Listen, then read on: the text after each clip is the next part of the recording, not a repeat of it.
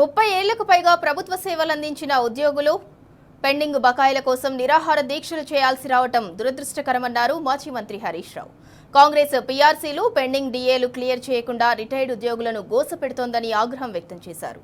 రేవంత్ రెడ్డికి కాంట్రాక్టర్లకు ఇచ్చేందుకు పైసలుంటాయి, 96,000 కోట్ల టెండర్ల పనులకు డబ్బులుంటాయి, కానీ విశ్రాంత ఉద్యోగులకు ఇచ్చేందుకు లేవా అని మండిపడ్డారు.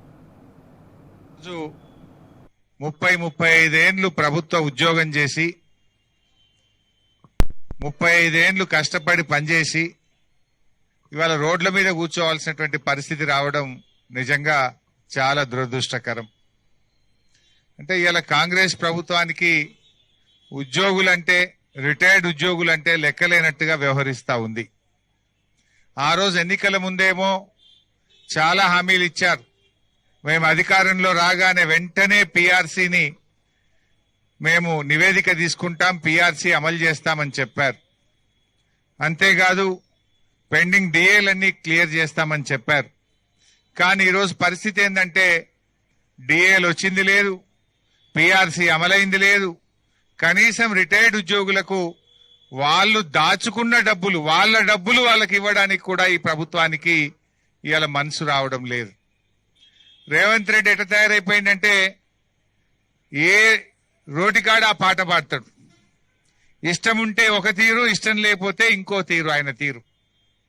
ఇప్పుడు ఆయన మాట్లాడేది ఏంది? రిటైర్డ్ ఉద్యోగులు, అయ్యా మహాప్రభో, ఈ భారతదేశంలో ఏ రాష్ట్రంలో కూడా 10,000 బకాయిలు పడ్డ రాష్ట్రం లేదు. రిటైర్డ్ ఉద్యోగులను ఇంత గోసబెట్టిన రాష్ట్రం ఒక్క నీ రేవంత్ రెడ్డి ప్రభుత్వమే అంటే నన్ను కోసుక తింటారా, పైసలు లేవు అని మాట్లాడతాడు. పైసలు లేక కాదు, రేవంత్ రెడ్డికి మనసు లేక సమస్య వచ్చింది. ఎందుకు ఈ మాట నేను అంటున్నా అంటే ఆధారాలతో సహా చెప్తున్నా.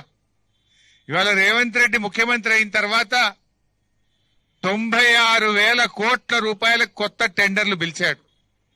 96,000 కోట్ల పనులు ఈ రాష్ట్రంలో జరుగుతూ ఉన్నాయి. అవి ఇంటిగ్రేటెడ్ స్కూళ్లు కావచ్చు, ఫ్లైఓవర్లు కావచ్చు, ఇరిగేషన్ డిపార్ట్మెంట్ లో లిఫ్ట్ ఇరిగేషన్ స్కీములు కావచ్చు, రోడ్లు కావచ్చు. ఇట్లా 96,000 కోట్ల రూపాయల కాంట్రాక్టులకు కొత్తగా టెండర్లు పిలిచాడు. నంబర్ 1. 30,000 కోట్ల రూపాయలు బడా కాంట్రాక్టర్లకు బిల్లులు చెల్లించాడు. దానికి డబ్బులు ఉన్నాయి. నిన్న మూసి ప్రజెంటేషన్ ఇచ్చిండు. 10,017 ఇండ్లు కూలగొడతా అంటుండు. 10,017 ఇండ్లు కూలగొడితే ఇంటికి ₹1,00,00,000 వేసినా 10,000 కోట్ల రూపాయలు ఆ ఇండ్లకు కావాలి. 3,300 ఎకరాలు భూమి సేకరిస్తా అంటుండు.